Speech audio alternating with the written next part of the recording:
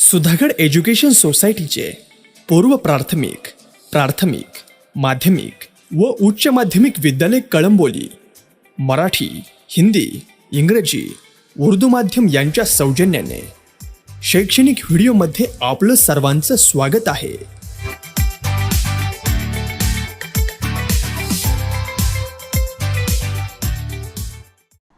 नमस्कार, मैं Madhumati Patil सुधागढ़ education society के माध्यमिक विद्यालय कळंबोली में सहायक शिक्षिका के पद पर कार्यरत हूँ। कक्षा 10वीं, विषय हिंदी, हिंदी माध्यम।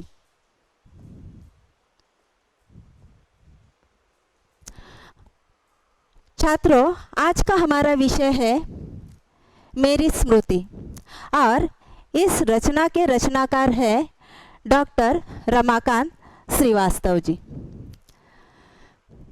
इस कविता के माध्यम से डॉक्टर कवि रमाकांत श्रीवास्तव जी ने प्रस्तुत कविता से स्मृतियों के बारे में हमें जानकारी दी है। उन्होंने एक कविता जो लिखी है ये हाइकू विधा में लिखी है। इस हाइकू विधा में उन्होंने अलग अलग विषयों के बारे में जानकारी दी है।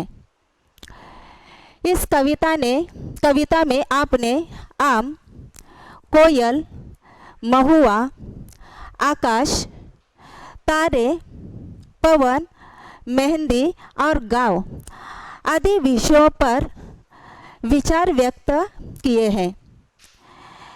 इतना ही नहीं तो इस कविता के माध्यम से कवि ने झिंगुर तथा कोयल को भी स्थान दिया है। कवि रमाकांत श्रीवास्तव जी ने गांव में से जो लोग शहर में गए हैं तो शहर में जाते ही उन्होंने अपनी जीवन शैली बदली। इस बदलते हुए जीवन शैली पर उन्होंने कविता के माध्यम से प्रकाश डाला है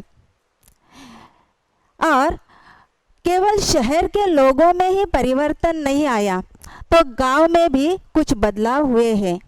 इन बदलावों के बारे में कवि कविता के माध्यम से हमें जानकारी देते हैं।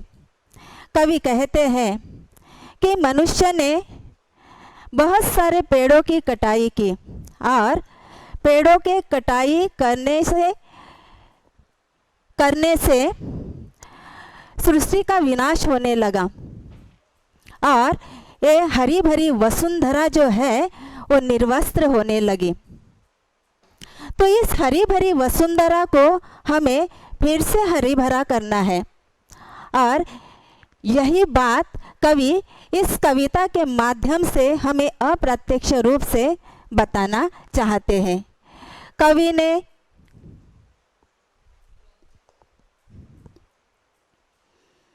इस कविता में छात्रों एक नया शब्द आया है, हाइकू शब्द। अभी इस हाइकू शब्द के बारे में हम जानकारी प्राप्त करेंगे। कवि ने ये जो कविता लिखी है ये हाइकू काव्य विधा है और ये हाइकू शब्द जो है ये जापानी काव्य विधा है।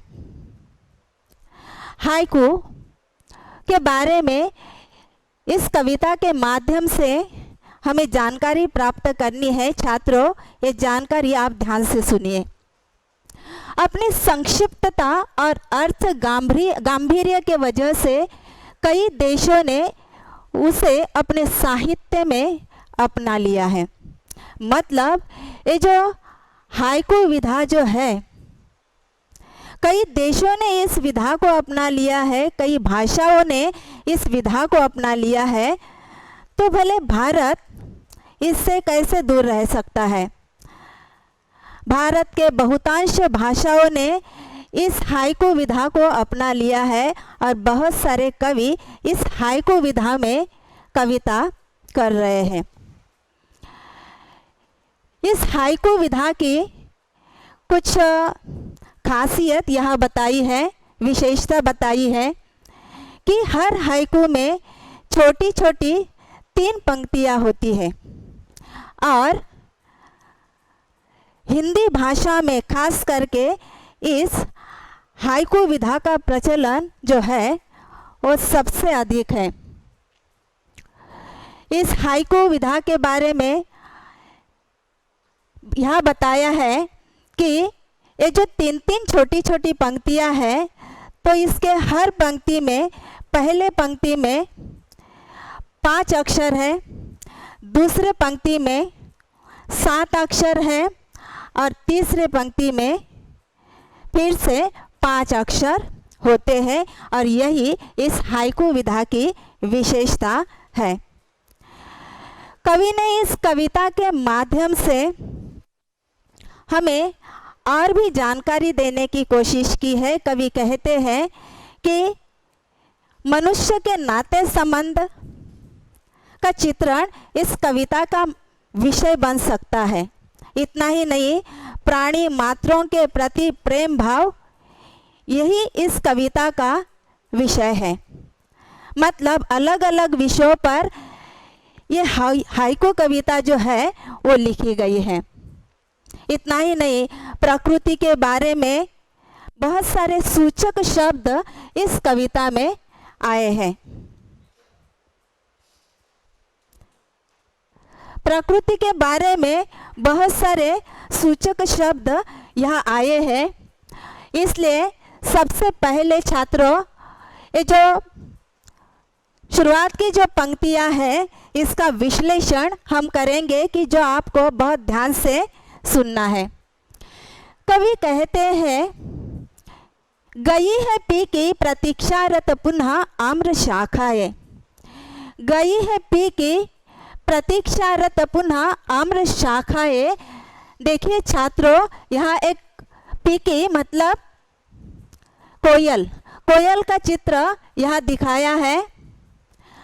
प्रतीक्षा करना मतलब राह देखना, जोहना या इंतज़ार करना।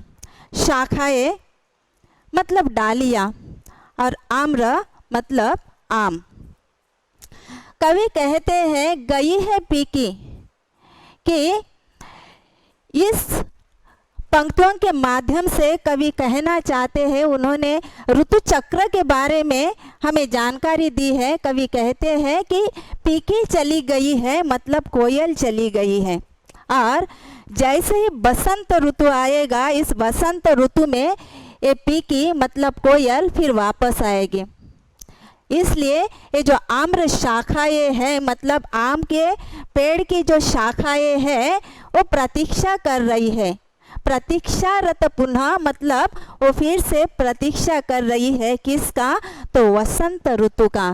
क्योंकि ये कोयल जो है वो कब वापस आने वाली है, जब वसंत ऋतु शुरू होगा, वसंत ऋतु का आगमन होगा तब।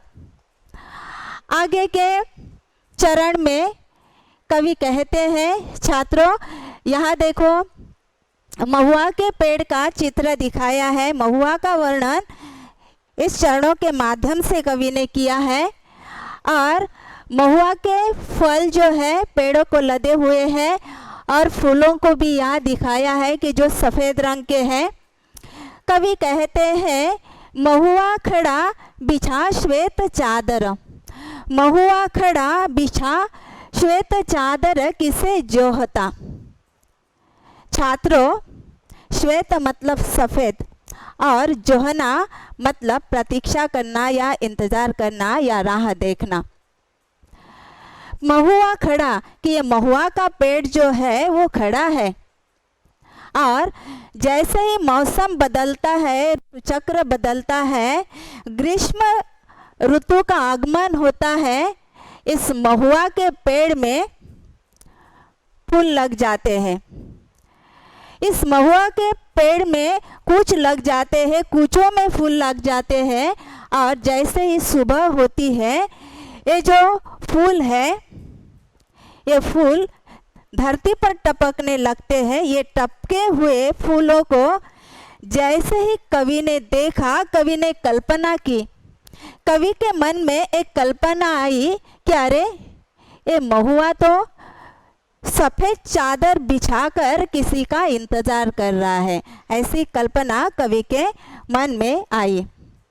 मतलब इस चरण के माध्यम से कवि ने प्रकृति का और ऋतु चक्र का वर्णन किया है।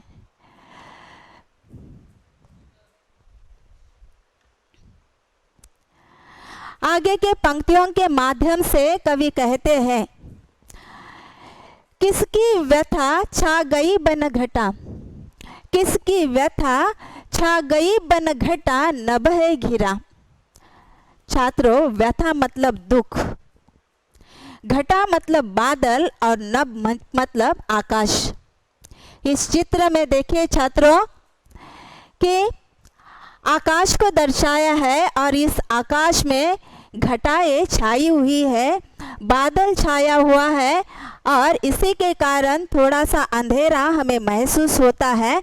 जब हम अंधेरा देखते हैं या घटा छाई हुई देखते हैं तो हमारे मन में एक उदासी की भावना छा जाती है।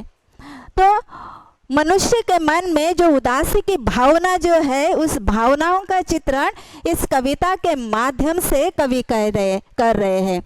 कवि कहते हैं कि कोई दुखी है और उसका दुख, उसकी व्यथा जो है वो घटा बनकर आसमान में, आकाश में छा गई है। मतलब मनुष्य के भावनाओं का, मनुष्य के दुख का वर्णन यहाँ इस कविताओं के पंक्तियों के माध्यम से कवि कर रहे हैं। हे होत नाहीये, पुढे नाही जात यातून, पुढे कर, पुढे करायचे। अब देखो छात्रों, अगले पंक्तियों में, सांझ का तारा किसे खोजने आया, सांझ का तारा किसे खोजने आया, आम निशा में। बच्चों, सांझ मतलब शाम और निशा मतलब रात। यहाँ एक चित्र दिखाया हुआ है और यहाँ इस चित्र में तारे भी दिखाए हैं। मतलब जैसे ही शाम होती है, इस शाम के वक्त आकाश में हमें तारे दिखाई देने लगते हैं, लेकिन जैसे ही रात होती है ये तारे हमें स्पष्ट रूप से दिखाई देते हैं। इसलिए कवि कहते हैं कि आकाश में, आसमान में जो तारा है, शायद ये किसे खोज रहा है। किसे खोज रहा है ये कवि को भी पता नहीं है। इसलिए कवि के मन में प्रश्न निर्माण हुआ है कि ये किसे खोज रहा है। नेक्स्ट, कवि इस पंक्तियों के माध्यम से प्रकृति का वर्णन करते हुए कहते हैं कि प्रकृति का एक घटक कवि ने यहाँ लिया है, पवन। कवि कहते हैं, कौन संदेशा ले आया, ले पवन आया है सुनने तो दो। कौन संदेशा ले पवन आया है सुनने तो दो। मतलब कवि कह रहे हैं कि ये पवन जो है, ये हवा जो है, मेरे लिए कुछ संदेशा लेकर आया है, तो मुझे वो कौन सा संदेशा लेकर आया है ये मुझे जरा आप सुनने दो। नेक्स्ट,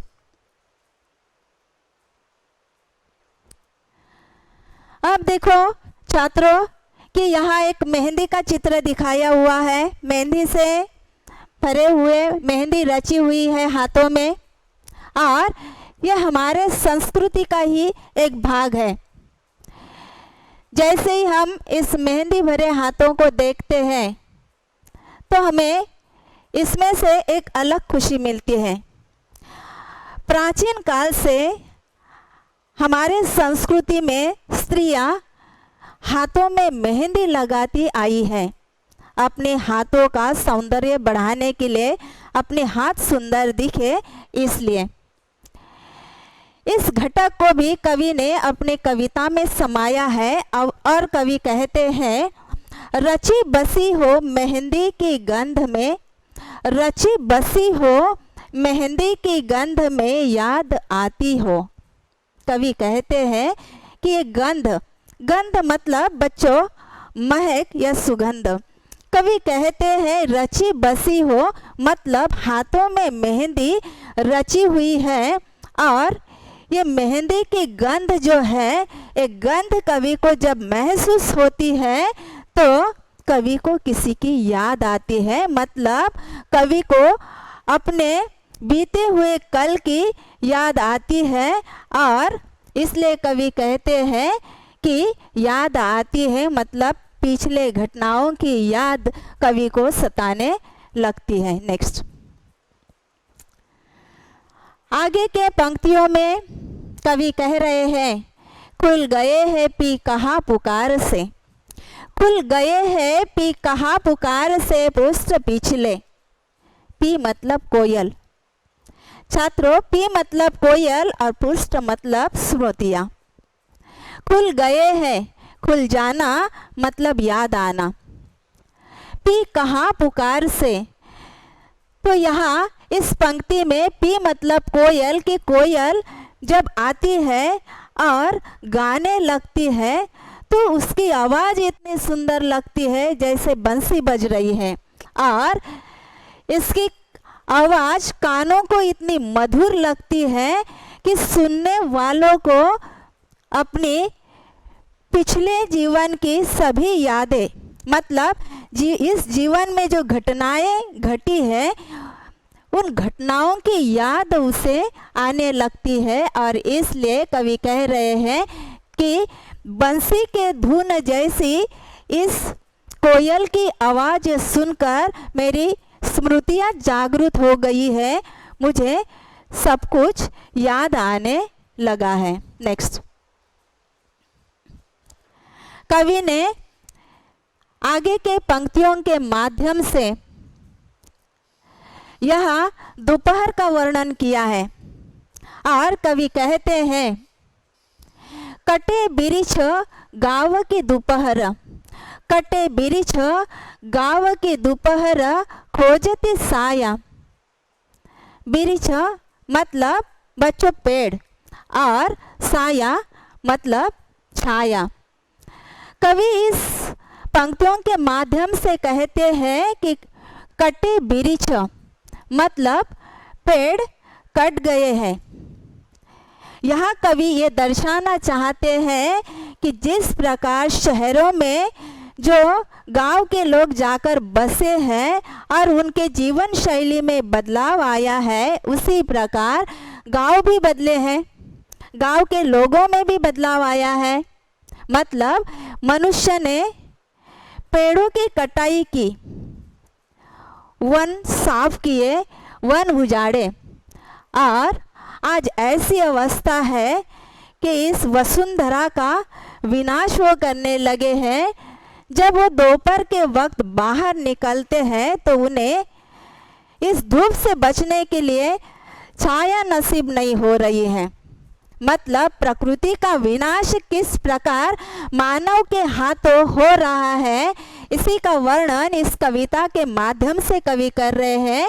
कवि कहते हैं कि कटे बिरिछ, मतलब कवि ने इस प्रकृति का विनाश का वर्णन प्रकृति के विनाश का वर्णन यहाँ किया है। इस विनाश से हमें कैसे बचना है ये कवि हमें कहना चाहते हैं। मतलब कवि कहते हैं कि अगर इस वसुंधरा को हमें फिर से हरा भरा बनाना है तो हमें क्या करना चाहिए, और ये अप्रत्यक्ष रूप से कवि इस पंक्तियों के माध्यम से हमें बताना चाहते हैं। नेक्स्ट, अब देखिए बच्चों, यहाँ जो चित्र है गांव का चित्र है और गांव की जो अलग अलग परंपराएं हैं, मतलब गांव के लोग जो हैं कौन कौन से काम यहाँ करते हैं, कैसे अपना जीवन बिताते हैं, कैसे जीवन व्यतीत करते हैं, उनके जीवन के बारे में यहाँ हमें जानकारी प्राप्त होती है। इतना ही नहीं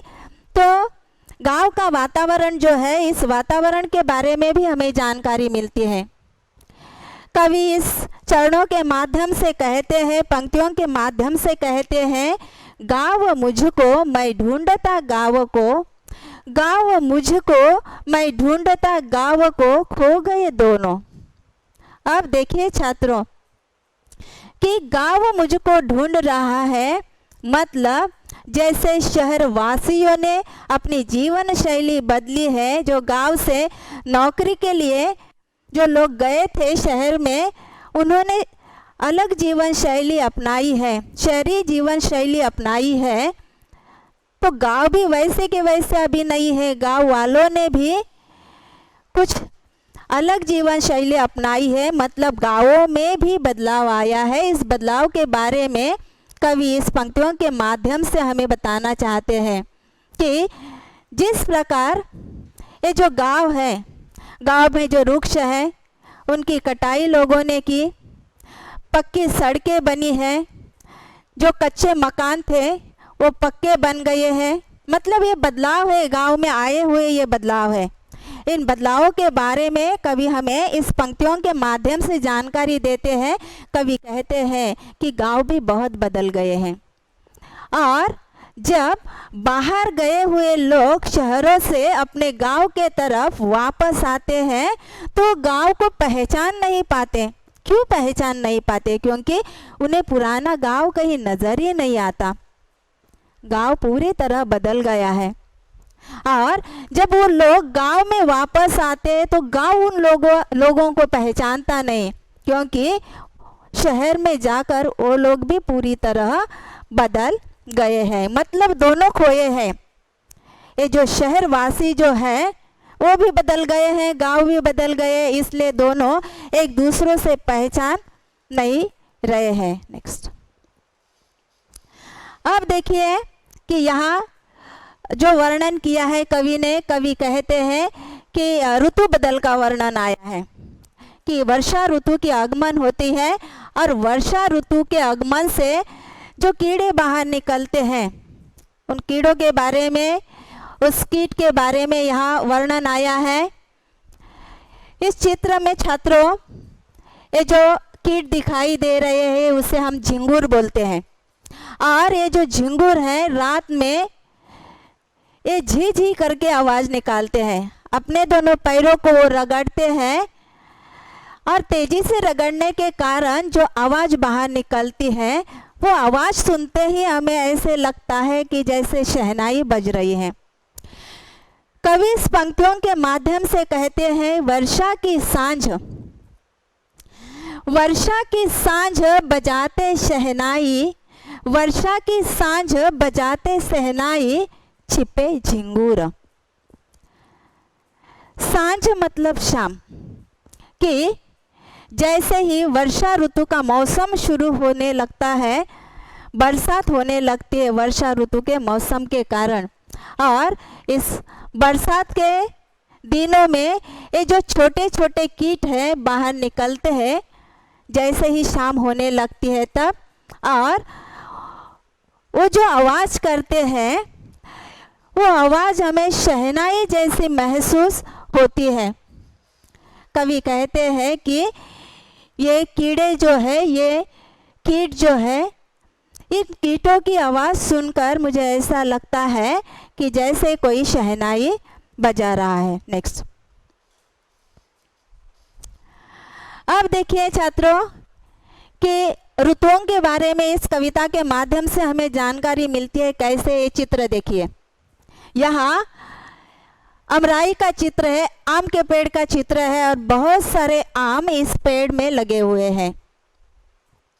जैसे ही वसंत ऋतु आता है तो वसंत ऋतु में कौन कौन से बदलाव आते हैं, इस बदलावों के बारे में कवि हमें सूचित करना चाहता है। कवि कहते हैं, बजाने आई पिकी छिप बांसुरी, बजाने आई पिकी छिप बांसुरी अमराई में। अब अमराई मतलब आम के पेड़ों का बगीचा, और पिकी मतलब कोयल। कवि कहते हैं कि ये जो कोयल है वसंत ऋतु के आगमन से वो तुरंत वापस आती है, और वापस आने पर वो अमराई में गाने लगती है। वो अमराई में छिप जाती है, हमें नज़र नहीं आती, लेकिन उसके जो सुर है वो हमें बांसुरी जैसे सुनाई देते हैं, मानो कोई बंसी बजा रहा है ऐसे महसूस होता है। मतलब ये बदलता हुआ ऋतु चक्र हमें यहाँ कुछ दर्शाना चाहता है। नेक्स्ट, अब देखिए कवि कहता है इन चरणों के माध्यम से फूल खिलता है महक मुरझाता, फूल खिलता है महक मुरझाता स्वप्न बनता। मुरझाना मतलब सूख जाना। यहाँ जो चित्र दिया है बहुत सारे फूल, बहुत प्रकार के अलग अलग प्रकार के फूल हमें दिखाई दे रहे हैं। और इस फूलों की जिंदगी कितनी है बच्चों? बहुत छोटा जीवन है इनका, और इन छोटे जीवन में वो बहुत अच्छे कर्म करते हैं। इस फूलों के माध्यम से कवि हमें सूचित करना चाहता है कि इन फूलों के तरफ महको। फूल खिलता महक मुरझाता, मतलब फूल खिलता है, महकता है और मुरझाता है, इतनी ही इनकी जिंदगी है। लेकिन हमें भी इन फूलों से कुछ सीखना है। इन फूलों से हमें क्या सीखना है? फूलों के तरह हमें खिलना है, खुश रहना है। महकना मतलब फूलों के तरह हमें अच्छे कर्म करने हैं, और अच्छे कर्म करने के बाद एक दिन हमें मुरझाना है। मुरझाना मतलब इन फूलों के तरह हमें भी मृत्यु प्राप्त होती है। और स्वप्न बनता, स्वप्न बनता मतलब ये सब स्मृतियाँ पीछे रह जाती हैं। जैसे फूल खिलते हैं, महकते हैं, मुरझाते हैं, उसी प्रकार मनुष्य जन्म लेता है, अपने कर्म करता है, और आखिर में वो मृत्यु को प्राप्त हो जाता है, और उसकी यादें शेष रह जाती है, यादें पीछे रह जाती हैं। नेक्स्ट, अब देखो इस सृष्टि के अलग अलग जो घटक है, उन अलग अलग घटकों से कवि हमें परिचित करवाना चाहता है। इन घटकों से परिचित कराते समय यहाँ उन्होंने चिड़िया का वर्णन किया है।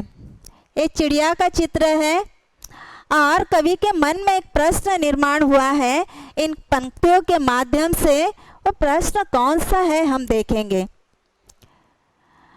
बड़े सवेरे उठ जाती चिड़िया, बड़े सवेरे उठ जाती चिड़िया, जगाता कौन? कवि के मन में प्रश्न निर्माण हुआ है कि देखिए बच्चों कि जब हम रात को सोते हैं, हमें अगर स्कूल में जाना है तो हम अपने माता पिता को बोलकर रखते हैं मुझे जल्दी जगाओ, और वो जगाते हैं तब हम उठते हैं। अगर बड़ों को जल्दी उठना है तो वो अलार्म लगाते हैं और वो घड़ी उनको जगाती है। लेकिन ये जो पंछी है, वो प्राणी है, बड़े सवेरे उठते हैं, उनको कोई नहीं जगाता। तो कवि के मन में प्रश्न निर्माण हुआ है कि इन्हें कौन जगाता है? कौन जगाता है? शायद इनको ये ईश्वर ही जगाता होगा। कवि के प्रश्न का शायद यही भी उत्तर हो सकता है। नेक्स्ट, नेक्स्ट, आए कोकिल धुन वंशी की गूंजे, आए कोकिल धुन वंशी की गूंजे, बौर महके। कोकिल मतलब कोयल और बौर मतलब मंजीरी। छात्रों, मंजीरी मतलब आम के पेड़ों को लगे हुए जो फूल हैं उनको हम कहते हैं मंजीरी। देखिए कितना सुंदर चित्र है कि आम के फूलों का ये चित्र है। पेड़ों को ये मंजीरी लगी हुई है और छोटे छोटे आम भी यहाँ हमें दिखाई दे रहे हैं।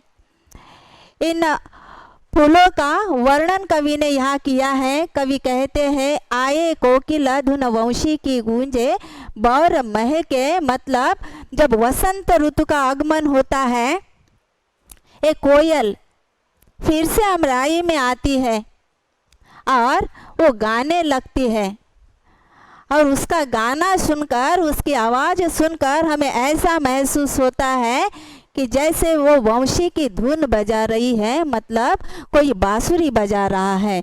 बौर महके मतलब ये जो मंजीरी है, ये मंजरी अपना सुगंध सभी अमराई में फैला देती है और इसी का वर्णन इस कविता के माध्यम से, इन चरणों के माध्यम से कवि ने यहाँ किया है। नेक्स्ट,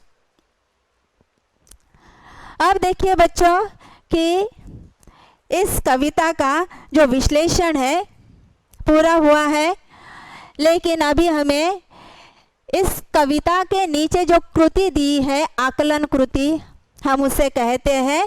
आकलन मतलब समझना, और वो पैराग्राफ पढ़ के उस पैराग्राफ को हमें समझना है और समझकर हमें इस कृति के जो प्रश्न है, प्रश्नों के उत्तर हमें लिखने हैं। तो पहला प्रश्न दिया है छात्रों, यहाँ पहचान कर लिखिए। अभी यहाँ हमें क्या करना है, ये जो कविता है, कविता का अर्थ जो है, कविता का विश्लेषण जो है, अगर हमने ध्यान से सुना होगा तो इन प्रश्नों के उत्तर मिलने में हमें बहुत आसानी होगी। प्रश्न है यहाँ, चहचहाने वाली कौन है? चिड़िया है। दूसरे प्रश्न में कूकने वाली कोयल, मतलब एक एक शब्दों में हमें ये उत्तर लिखने हैं।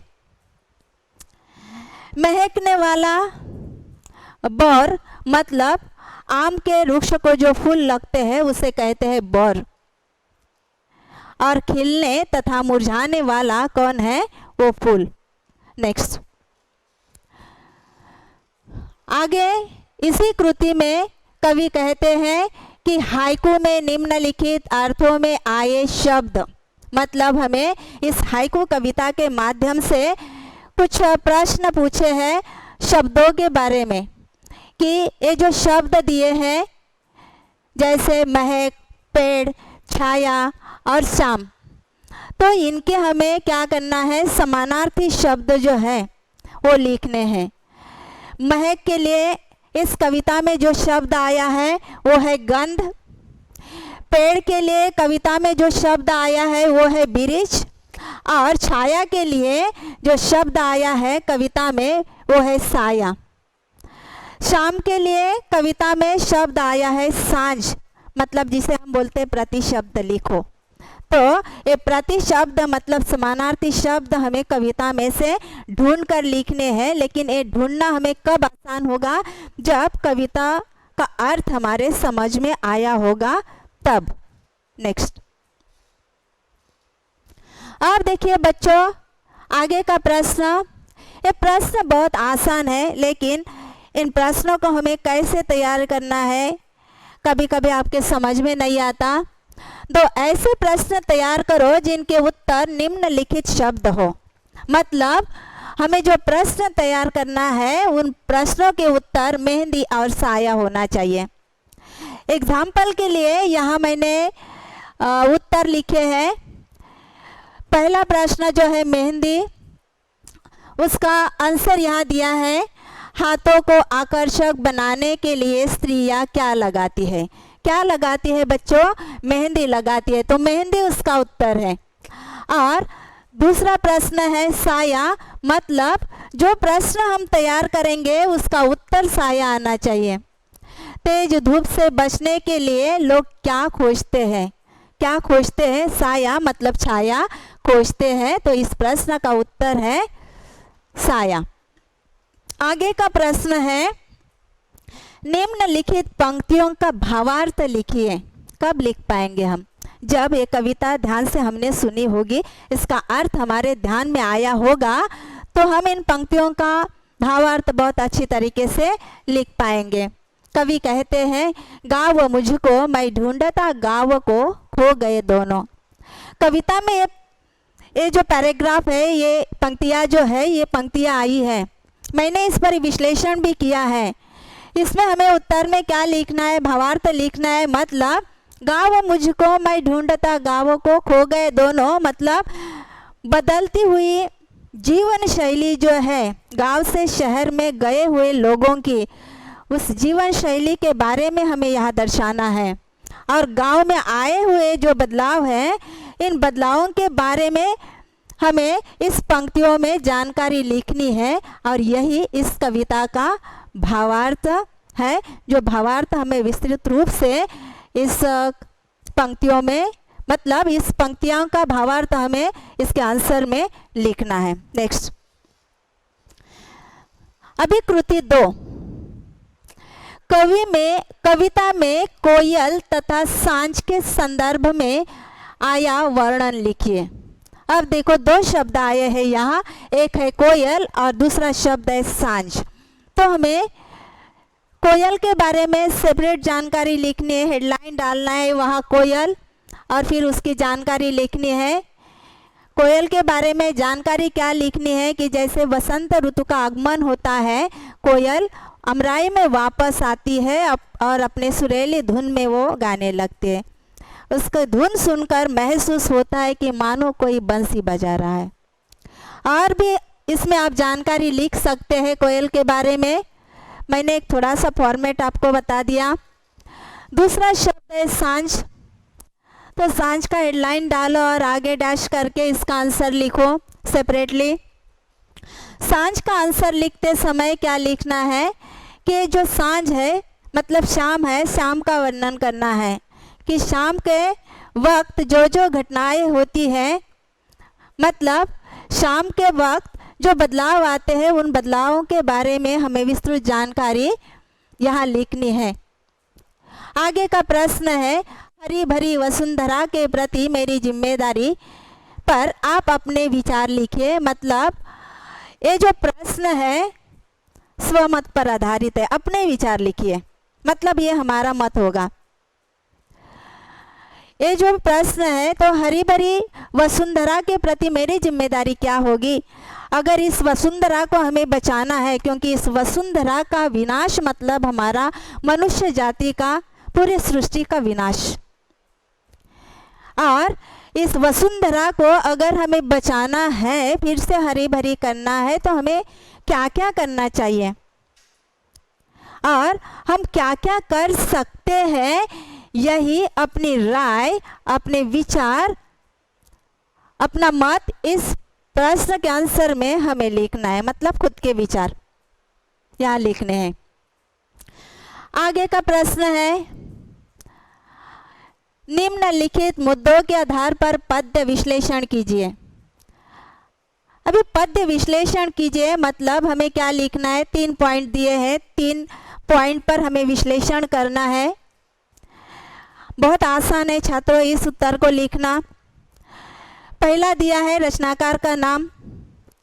अभी रचनाकार के नाम के पॉइंट के आगे डैश करके हमें क्या करना है, कविता का और रचनाकार का नाम लिखना है।